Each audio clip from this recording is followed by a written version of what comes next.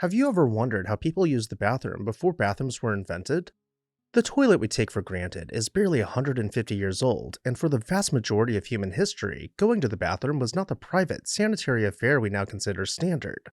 Hi everyone, Ken here. Hit the subscribe button and let's swirl through the evolution of the modern bathroom. The ancient Greeks laid a surprising amount of the groundwork.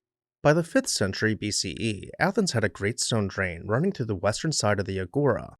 Its walls of polygonal stone so well fitted that the system still moves rainwater today, 2,500 years later.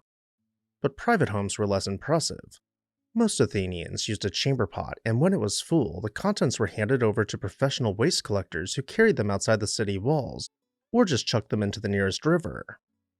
Greek plumbing relied on terracotta pipes and the occasional lead pressure line, and the engineers of the Pergamon even pioneered something called the inverted siphon, a clever piece of hydraulics that uses pressure to move water uphill. It was a pretty good early solution for waste disposal, but then came Rome, which took every piece of Greek engineering and treated it as a challenge. No civilization has ever committed to plumbing with the enthusiasm of the Romans. The story begins with the Cloaca Maxima, the Great Sewer, whose first stones were reportedly laid around 600 BCE when Rome was still a cluster of huts and hills separated by a malarial swamp. The Romans drained the swamp, built the forum on top of it, and covered the sewer over. At its largest, the main conduit was 15 feet wide and 10 feet tall. The Cloaca Maxima is still in use today, still carrying rainwater from the forum into the Tiber River. The Romans also built public toilets, and this is where the story becomes genuinely surprising. A forica, as they were called, was a long stone room lined with marble benches. Set into the benches at intervals of about a foot were keyhole-shaped openings. Beneath them ran a channel of flowing water that carried everything away. In front of the user's feet ran a second, smaller channel of clean water. And that was it. No partitions, no stalls, no privacy of any kind. 20 Romans at a smaller facility, or even 100 at one of the Grand Imperial Baths, would sit shoulder to shoulder, conduct their business, and even discuss current events. The public toilet was in essence a social venue, something like a coffee house but without the nice smells. Despite the Romans' grand innovations, the ingenuity did not extend to toilet paper. The Roman solution was a sponge on a stick, rinsed in a channel of running water between uses. Modern historians argue about whether the sponge was really for personal hygiene or mostly for cleaning the facilities themselves, but either way, Rome fell and plumbing fell with it.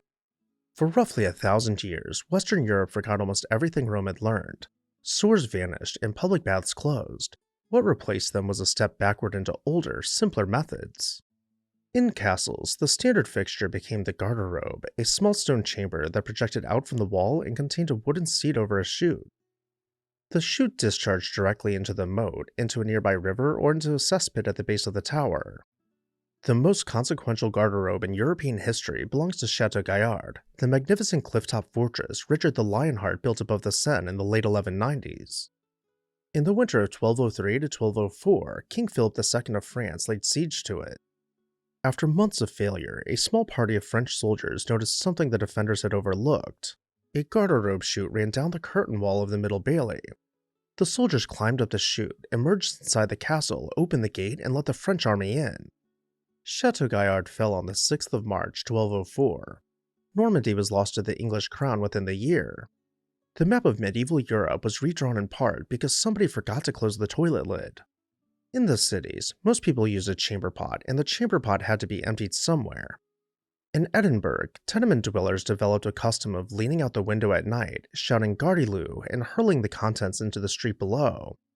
The practice was so common that Edinburgh finally passed a law in 1749 restricting chamber pot disposal to nighttime hours, with a fine for violators. Paris was worse and earlier. A royal ordinance of 1395 forbade emptying chamber pots into the streets, which tells you everything you need to know about how the city smelled. The people who cleaned up the mess were called gong farmers. The word comes from Old English gang, meaning to go.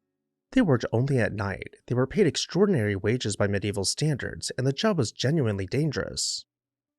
The most famous gong farmer in English records is Richard the Raker, who in 1326 fell through the rotted wooden floorboards of his own privy and drowned. By the time the Tudors came to the English throne, the royal toilet had evolved into something called the close stool. This was a padded box or chair containing a removable pewter chamber pot, typically decorated with velvet and gilt nails. Henry VIII's was black velvet, studded with gold, and cushioned enough to serve as a throne in its own right. The courtier responsible for it was called the groom of the king's close stool. Far from being a humiliating position, it was one of the most powerful offices at the Tudor court. The groom had private, daily access to the king at his most unguarded, and that kind of intimacy translated directly into political influence. Henry VIII's grooms helped draft his will and shape the succession, perhaps not proper statesmen, but statesmen nonetheless. Meanwhile, in 1592, a godson of Queen Elizabeth I did something genuinely extraordinary and nobody noticed for 2 centuries. Sir John Harington was a poet, a translator, and by the standards of the Tudor court, a bit of a rascal. At his country house in Somerset, he designed and installed what can fairly be called the first working flush toilet in Europe since the fall of Rome. It had an oval bowl sealed with pitch and wax, an upstairs cistern that fed water through a pipe, and a hand-turned valve that released the flush. Elizabeth was amused enough to have one installed at Richmond Palace, and then, essentially, everyone forgot about it. The flush toilet sat in the historical record for nearly 200 years before anyone tried to build one again. The reason was structural. London had no sewers worth speaking of, no pressurized household water, and no water trap to keep sewer gas from rising back up through the pipe. Harington had invented a solution for problems that were still 2 centuries away from existing. Now, the modern toilet finally arrived in the 1770s, courtesy of a Scottish watchmaker named Alexander Cumming. His 1775 patent introduced the single most important shape in the history of household plumbing, the S-trap.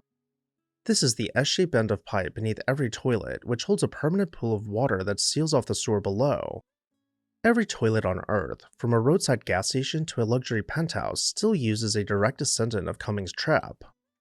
It is arguably the most successful piece of 18th century engineering still in daily use. And now at last, we can talk about Thomas Crapper.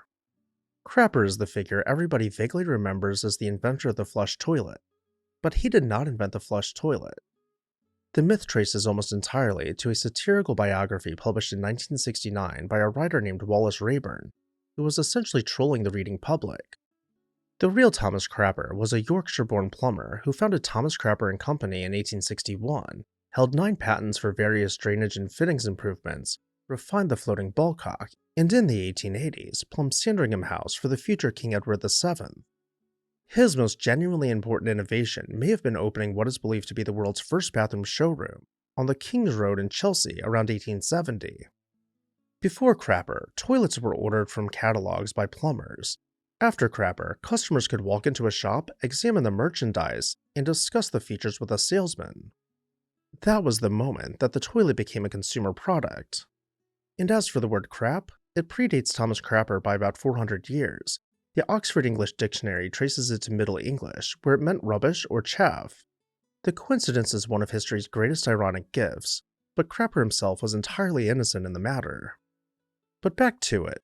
For most of the 19th century, Americans lived without indoor plumbing. As late as 1940, the US Census Bureau found that roughly 45% of American homes still lack complete plumbing. In rural areas, the outhouse remained standard well into the post-war years. The modern American bathroom as a single-tiled room containing a tub, a toilet, and a sink crystallized between roughly 1890 and 1920. The decisive moment came in 1911 when the Kohler Company of Wisconsin introduced the built-in bathtub, a cast-iron fixture with one enclosed apron side designed to fit neatly into a 5x5 room alongside a wall-hung sink and a freestanding toilet. That layout is still essentially the standard American bathroom. Kohler itself had been founded in 1873 when an Austrian immigrant named John Michael Kohler bought an iron foundry in Sheboygan, Wisconsin for $5,000.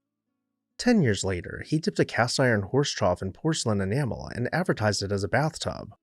That single act of marketing turned a farm implement into a household luxury and built one of the greatest American manufacturing dynasties. Now, toilet paper has its own quiet history. The first commercial product was sold in 1857 by a New York entrepreneur named Joseph Gaiety, in flat medicated sheets that nobody particularly wanted. The revolution was the roll, patented in 1891 by an Albany inventor named Seth Wheeler. Wheeler's patent drawings, by the way, also settle the eternal debate about which direction the paper should unroll. The paper comes over the top of the roll. The inventor said so the case is closed. But just when you thought the story was over, two more revolutions arrived in the 1980s. The first was electronic, and it came from Japan.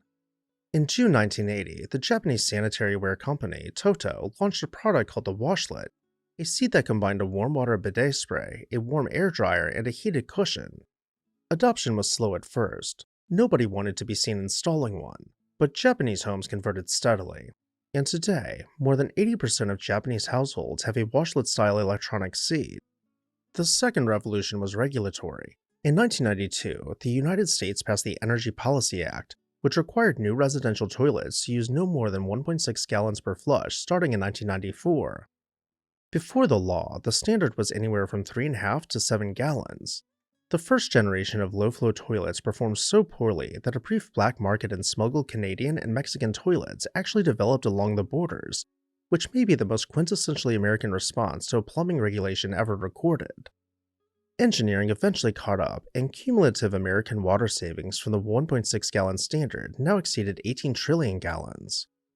And then there are the space toilets. In October of 2020, NASA installed its new Universal Waste Management System built by Collins Aerospace for roughly $23 million. It is smaller, lighter, and notably the first space toilet explicitly designed to be used comfortably by women. And with space-age innovation, we see consumer innovation back here on Earth. At the top of the residential market sit the smart toilets. The Kohler Numi 2.0 retails for somewhere between $7,000 and $11,000 and comes with Alexa integration, ambient lighting, Bluetooth speakers, a heated seat, and a foot warmer. Meanwhile, researchers at Stanford have built prototype toilets that use sensors and cameras to screen for early signs of colorectal cancer, kidney disease, diabetes, and infection. The logic is simple: everyone uses the bathroom every day, and there is no better place on Earth to passively monitor human health. There is more history behind your bathroom door than behind almost any other room in the house. What surprised you the most? Let me know down below in the comments section, and while you're there, make sure you're subscribed so you never miss an exciting episode of This House.